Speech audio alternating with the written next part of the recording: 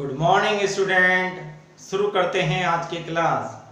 Subject बही खाता तथा लेखा शास्त्र और बही खाता तथा लेखा शास्त्र में आज का टॉपिक है वैल्यूएशन ऑफ गुडविल, ख्याति के मूल्यांकन। प्यारे बच्चों, इससे पहले वाले वीडियो में ख्याति के मूल्यांकन की औसत लाभ विधि को समझा और इस वीडियो में ख्याति के मूल्यांकन की अधिलाभ विधि को समझते हैं। Super profit method.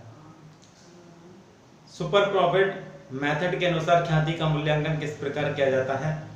सबसे पहले औसत लाभ निकालते हैं और औसत लाभ कैसे निकालते हैं अभी आपने इससे पिछले वाले वीडियो में देखा।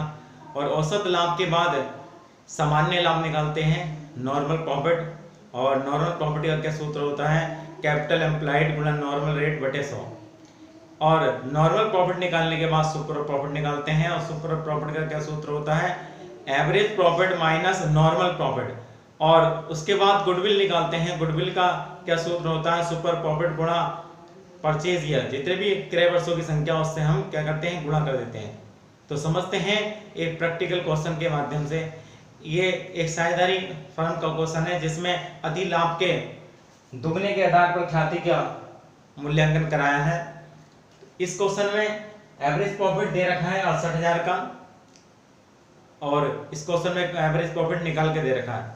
अगर प्यारे बच्चों एवरेज प्रॉफिट निकाल के नहीं देते तो कैसे निकालते हैं, इससे पिछले वाले वीडियो में आपने देखा कि जितने वर्षों का हमें एवरेज निकालना होता है उतने वर्षों का हम लाभ को जोड़ लेते हैं और जो वर्षों की संख्या है उससे हम क्या कर देते हैं, भाग कर देते हैं।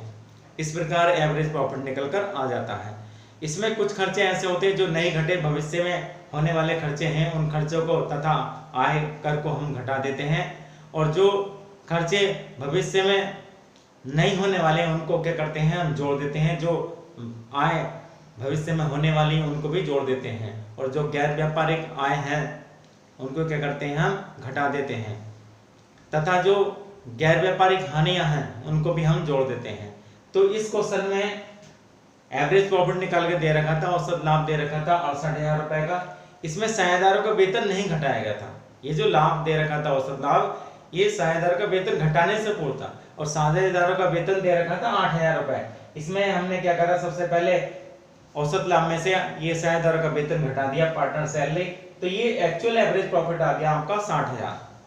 तो सबसे पहले आप क्या निकालते हैं, एक्चुअल एवरेज प्रॉफिट निकालते हैं। कैसे निकालते हैं, जो एवरेज प्रॉफिट है, एवरेज प्रॉफिट कैसे निकालते हैं, अगर क्वेश्चन में एवरेज प्रॉफिट निकालना हो तो सब वर्ष जितने वर्षों का एवरेज निकालना होता है उतने वर्षों का प्रॉफिट जोड़ लेते हैं और वर्षों की संख्या से भाग देते हैं। इस क्वेश्चन में निकाल के दे रखा है तो ये उसमें से पार्टनर सैलरी हमने घटा दी है क्योंकि पार्टनर सैलरी क्वेश्चन में दे रखी है और ये भविष्य में होने वाला खर्चा है, ये औसत लाभ में से नहीं घटा था, इसलिए हमने इसको घटा दिया। ये एक्चुअल एवरेज प्रॉफिट आपका 60,000 का आ गया। इसके बाद सामान्य लाभ निकालते हैं, नॉर्मल प्रॉफिट। और नॉर्मल प्रॉफिट का क्या सूत्र होता है, कैपिटल एम्प्लॉयड गुणा नॉर्मल रेट बटे 100। आप देख सकते हैं कैपिटल नॉर्मल प्रॉफिट बराबर कैपिटल एम्प्लॉयड गुणा एनआर बटे 100। एनआर का मतलब नॉर्मल रेट, सामान्य लाभ की दर। इसी तरह के व्यवसाय में जो लाभ की दर होती है उसे सामान्य लाभ की दर कहते हैं। तो सामान्य लाभ की दर इसमें 12% दे रखी थी और कैपिटल एम्प्लॉयड 3,50,000 रुपए दे रखी है। अगर कैपिटल एम्प्लॉयड नहीं दे रखी, विनियोजित पूंजी नहीं दे रखी, तो कैसे निकालते हैं, टोटल असेट्स में से आउटसाइड लायबिलिटीज घटा देते हैं। इस प्रकार आपकी कैपिटल एम्प्लॉयड निकल कर आ जाती है। क्वेश्चन में इसमें कैपिटल एम्प्लॉयड निकाल के दे रखी है 3,50,000 रुपए और नॉर्मल रेट दे रखी 12%। इस प्रकार ये नॉर्मल प्रॉफिट आपका आ गया 42,000 रुपए। सामान्य लाभ कितना आ गया आपका, 42,000 रुपए आ गया। अब आप क्या करेंगे, अब आप सुपर प्रॉफिट निकालेंगे और सुपर प्रॉफिट का क्या सूत्र होता है, सुपर प्रॉफिट बराबर actual average profit minus normal profit. क्या सूत्र होता है सुपर प्रॉफिट का, actual average profit minus normal profit. Super profit निकालने के लिए सबसे पहले क्या निकालना पड़ता है, एवरेज प्रॉफिट निकालना पड़ता है और एवरेज प्रॉफिट के बाद एक्चुअल एवरेज प्रॉफिट निकालना पड़ता है। उसके बाद क्या निकालते हैं, नॉर्मल प्रॉफिट निकालते हैं। नॉर्मल प्रॉफिट कैसे निकालते हैं, कैपिटल एम्प्लॉयड गुणा एनआर बटे 100। इस तरह से नॉर्मल प्रॉफिट जाता है। उसके बाद सुपर प्रॉफिट निकालते हैं। सुपर प्रॉफिट का क्या सूत्र है, actual average profit minus normal profit. ये एक्चुअल एवरेज प्रॉफिट 60,000 रुपए का दे रखा है आप देखिए। और अभी आपने नॉर्मल प्रॉफिट निकाला है 42,000 रुपए का, इस प्रकार ये 18,000 रुपए का सुपर प्रॉफिट आ गया। अब इसने क्वेश्चन में ख्याति की गणना कैसे कराई है, कहा है अधिलाभ के दुगने के आधार पर, 2 गुने के आधार पर। तो यहाँ सुपर प्रॉफिट 18,000 और 2 से हमने गुणा कर दी, इस प्रकार ये ख्याति का मूल्य आ गया, गुडविल का मूल्य आ गया, साझेदारी फर्म की ख्याति का मूल्य 36,000 रुपए आ गया।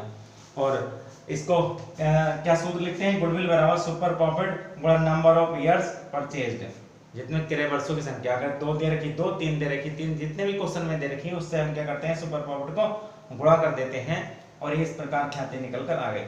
प्यारे बच्चों, आज आपको ये ख्याति की अधिलाभ विधि अच्छी तरह से समझ में आ गई होगी। धन्यवाद।